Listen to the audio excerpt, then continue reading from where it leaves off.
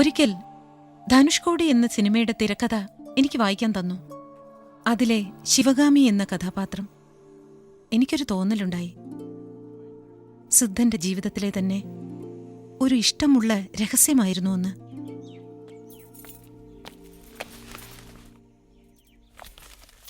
വായിച്ചു കഴിഞ്ഞോ ഇത്ര പെട്ടെന്ന്? 2 തവണ രാത്രി മുഴുവൻ ഇരുന്നു. റിലീസിന്റെ ഫസ്റ്റ് ഡേ പെട്ടിയെടുത്ത് വെളിയിൽ വയ്ക്കോ അതോ ഓടുവോ? അതെന്താ അങ്ങനെ? എപ്പോഴാ ഇതിലൊക്കെ ബോധേഡായി തുടങ്ങിയത്? എന്നും ബോധേഡായിരുന്നു. എന്നും ബോധേഡായിരുന്നു.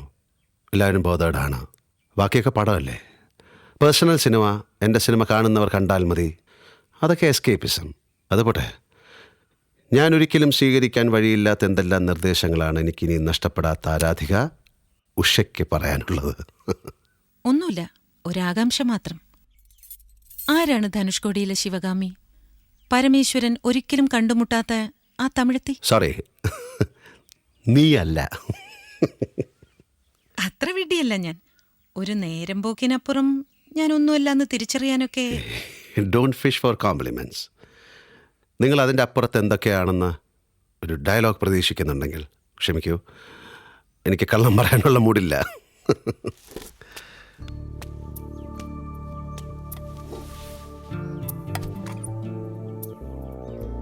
എങ്കിൽ സത്യം പറയൂ, ആരാണ് സിദ്ധാർത്ഥന്റെ ശിവഗാമി? എൻ്റെ സ്വകാര്യ ജീവിതത്തിൽ നിന്ന് ഞാൻ ഇറക്കിവിട്ട ഒരു കഥാപാത്രമാണ് ശിവഗാമി എന്ന് ഉറപ്പോടുകൂടി നിങ്ങൾ പറയുമ്പോൾ I feel more enticed to you. It makes you more desirable. എന്താ ചെയ്യുക, സ്ത്രീയെ പറ്റി പറഞ്ഞു തുടങ്ങുമ്പോൾ as if on auto pilot I get physical. ശരീര സംബന്ധിയല്ലാത്ത പ്രണയം, അതൊരു മോഹമായിരുന്നു. A love without lust. മാംസനിബദ്ധമല്ലാത്ത രാഗം, അതാണവൾ. നിങ്ങൾ ചോദിച്ച ശിവഗാമി. ശിവഗാമി എന്ന് തന്നെയാണോ പേര്? Does that matter? അങ്ങനെയുമാകാം പേര്. എനിക്ക് ബോധത്തിൻ്റെയും ബ്ലാക്ക് ഔട്ടിൻ്റെ ഇടയിൽ ഉണരുന്നൊരു ഫോൺ കോൾ ശബ്ദമാണ് അവൾ. ചിലപ്പോൾ ഒന്നും എഴുതാത്ത കത്തിനുള്ളിൽ ഉപേക്ഷിച്ചു പോയ 4-5 മുടിയിഴകൾ. മറ്റു ചിലപ്പോൾ നഴ്സറി കുട്ടിയുടെ 4 ലൈൻ പേപ്പറിൽ ചിട്ടയെ എഴുതി തീർത്ത അക്ഷരക്കൂട്ടങ്ങൾ. സ്പർശമറിയാത്ത, ഗന്ധമറിയാത്ത, രുചി അറിയാത്ത എൻ്റെ ആദ്യത്തെ പ്രണയം, മൈ ഫസ്റ്റ് ലവ്. ചിലപ്പോൾ അവസാനത്തെയും. അയാളെ ഞാൻ പരിചയപ്പെടുന്നത് IMAയുടെ ഒരു സിംബോസിയത്തിൽ വെച്ചാണ്. കൂടുതൽ അടുക്കുന്നത് ഉള്ളറകൾ സിനിമയുടെ ഷൂട്ടിംഗ് സമയത്തും. ഡോക്ടർ വൈദ്യനാഥൻ. ഇന്ന് അയാളെ കാണാൻ പോയി. വൈദ്യ താമസിക്കുന്ന സ്പേസ് വളരെ രസകരമായി തോന്നി. മരിച്ചുപോയവരുമായി സംസാരിക്കാൻ സാധിക്കുന്ന ഒരാൾക്ക് മറ്റൊരു അന്തരീക്ഷം പാകമാവില്ല. നമുക്ക് കാണാൻ കഴിയാത്ത ലോകത്തേക്കുള്ള ഒരു ഫാൻറ്റസി ട്രിപ്പായിരുന്നു വൈദ്യയുമൊത്തുള്ള നിമിഷങ്ങൾ. ഡോക്ടർ വൈദ്യനാഥൻ. അദ്ദേഹത്തെ കാണാമെന്ന് തീരുമാനിച്ചത് അച്ഛനുമായി അദ്ദേഹത്തിനുള്ള അടുപ്പം കൊണ്ട് മാത്രമായിരുന്നില്ല. ആത്മാക്കളുമായി സംസാരിക്കാൻ കഴിയുന്നൊരാൾ, അതൊരു പുതിയ ജാലകം തുറന്നേക്കും എന്നെനിക്ക് തോന്നി.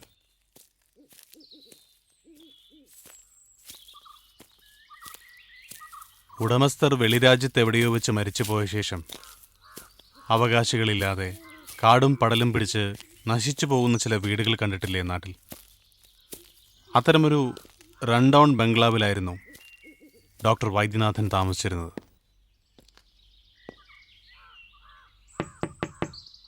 വൈദ്യ സർ,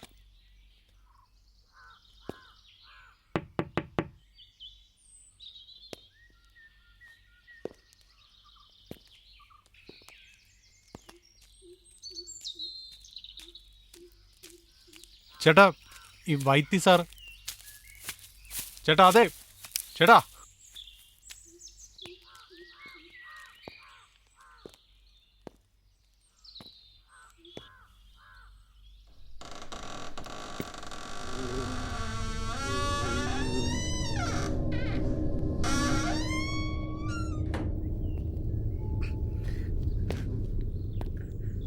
വൈദ്യ സാർ,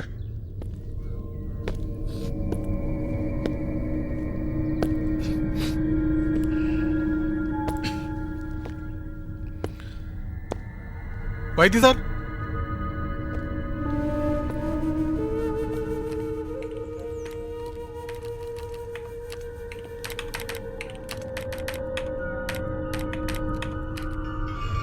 സർ, ഞാൻ അദ്ദേഹത്തെ കാണുമ്പോൾ എന്തോ മാലിഗ്നൻസി ബാധിച്ച് അദ്ദേഹത്തിൻ്റെ ശബ്ദം നഷ്ടപ്പെട്ടിരുന്നു. ഒരു ഗാഡ്ജറ്റ്, ശബ്ദം വെളിയിൽ വരാനുള്ള ഒരു ഇലക്ട്രോണിക് ലാരിങ്സ് ഇങ്ങനെ തൊണ്ടയിൽ വെച്ചായിരുന്നു അദ്ദേഹം സംസാരിച്ചുകൊണ്ടിരുന്നത്.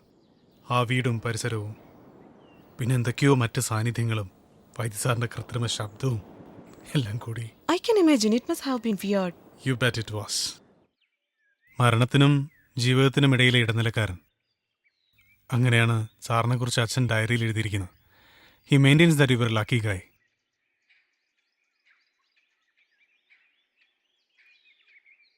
ലക്കി ഭാഗ്യമാണോ അറിയില്ല. വർഷങ്ങൾക്ക് മുമ്പ് ഇതേ ഭാഗ്യം ശ്രദ്ധിച്ച ഒരു മനുഷ്യനുണ്ടായിരുന്നു. ഒരു കഴക്കാരൻ. പരശുരാമ ക്ഷേത്രത്തിന് മുന്നിലെ ബലിക്കടവുകളിലും നിമഞ്ജന രാശിയിലും ആത്മാക്കളെ കണ്ടു തുടങ്ങിയപ്പോൾ, അദ്ദേഹം അവരോട് സംസാരിച്ചു തുടങ്ങിയപ്പോൾ, കുടുംബത്തിൽ തന്നെ ഭ്രാന്തിന്റെ അംശങ്ങൾ കണ്ടെത്തി നാട്ടുകാർ ചങ്ങലയിൽ കുടുക്കിയിട്ട ഒരു മണിയർ, എൻ്റെ അണ്ണൻ.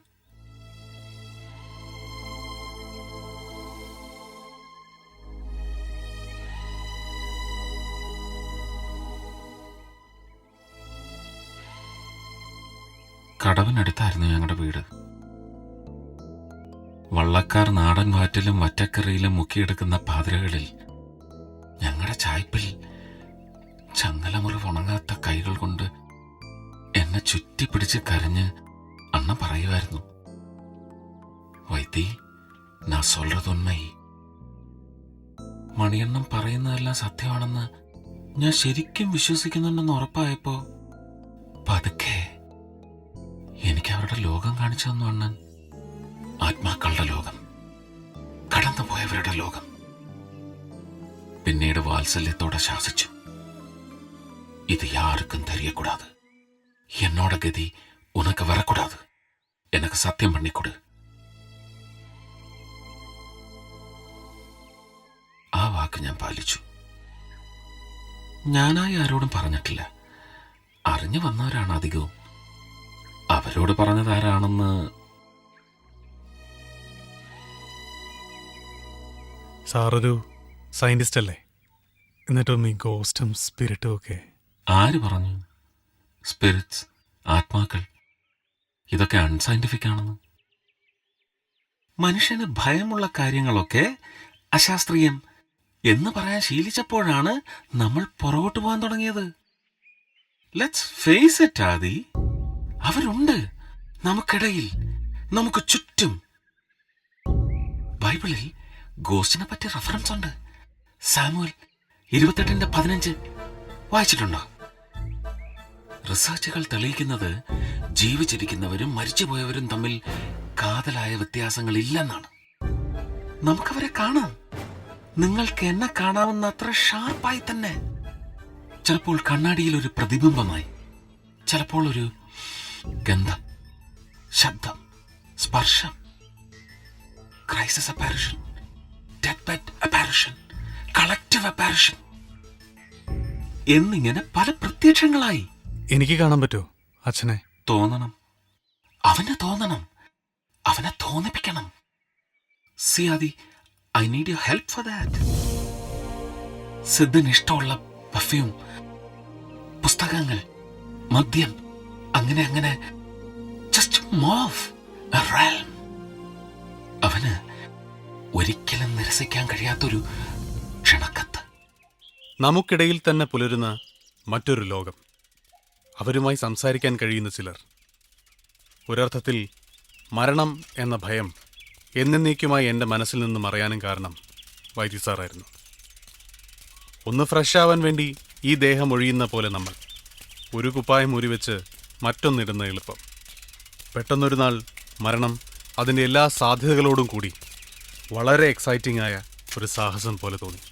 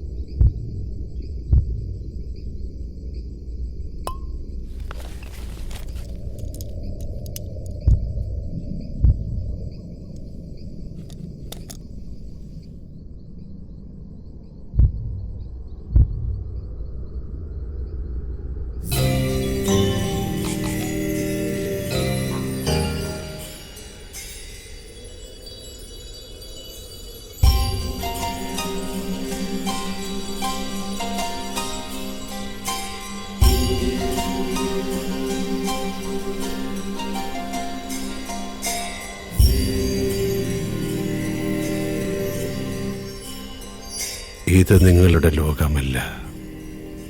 നിങ്ങളെക്കാൾ കൂടുതൽ ഞങ്ങളാണ് ഇവിടെ ഇരുന്ന് മോഹങ്ങളില്ലാതെ, പ്രതീക്ഷകളില്ലാതെ നിങ്ങളെ കണ്ട്, നിങ്ങളുടെ വിഡ്ഢിത്തരങ്ങൾ കണ്ട് ചിരിക്കുന്നു, നിറഞ്ഞു ജീവിക്കുന്നു. പറഞ്ഞു തരാൻ മടിക്കുന്ന ഒരു സ്വാതന്ത്ര്യം. മരണമാണ് ശരിക്കുമുള്ള ജനനമെന്ന് തിരിച്ചറിയുന്ന നിമിഷം. നിങ്ങൾ എന്തിനോ വൈകിക്കുന്നു. അത് കാലത്തിൻ്റെ കയ്യിൽ ഏൽപ്പിച്ചു കൊടുത്ത് ഒരു പിശുക്കനെ പോലെ മരണത്തെ ഭയന്ന് നടക്കുന്നു. നിങ്ങളുടെ മകൻ ഇന്നെന്നെ കാണാൻ വന്നിരുന്നു.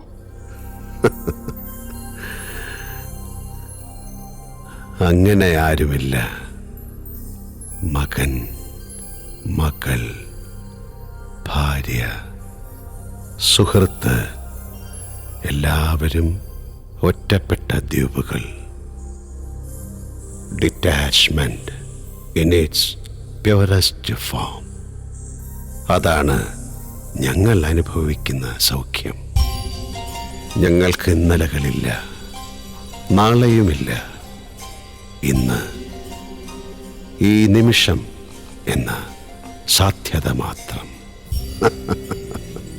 ഞാൻ ആദ്യമായിട്ടല്ല സിദ്ധൻ ആത്മാക്കളുമായി സംസാരിക്കുന്നത്. ഈ ജന്മത്തിലും നിങ്ങളൊരു എനിഗ്മയാവാൻ ആഗ്രഹിക്കുന്നു. നിങ്ങളോട് സംസാരിക്കുന്നവരെയെല്ലാം അത്ഭുതപ്പെടുത്താൻ ശ്രമിക്കുന്നു. നിങ്ങൾ റിയൽ ആയിരുന്നില്ല, ഇപ്പോഴും അല്ല. മനുഷ്യന്മാരെ പോലെ ഫിലോസഫിയുടെ മറയില്ലാതെ സംസാരിക്കാൻ നിങ്ങൾ ഇപ്പോഴും തയ്യാറല്ല. അപ്പോൾ, ഇപ്പോൾ എന്നൊന്നുമില്ലല്ലോ. എപ്പോഴും എന്ന റിയാലിറ്റി, അതല്ലേ സത്യം. തർക്കങ്ങൾക്ക് പ്രസക്തിയില്ല. നിങ്ങളുടെ മരണം ദുരൂഹതകൾ നിറഞ്ഞ ഒരു ഇൻസിഡന്റ് ആണ്. നിങ്ങളുടെ മകനെയും ആ രഹസ്യം വല്ലാതെ അൺസെറ്റിൽ ചെയ്യുന്നു.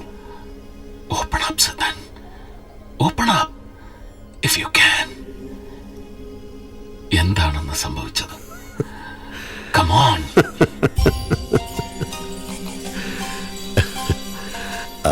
അയാളോട് പറയൂ, ഞാൻ മരിച്ചുപോയി എന്ന ആശ്വാസം വേണ്ട എന്ന്. I exist even now.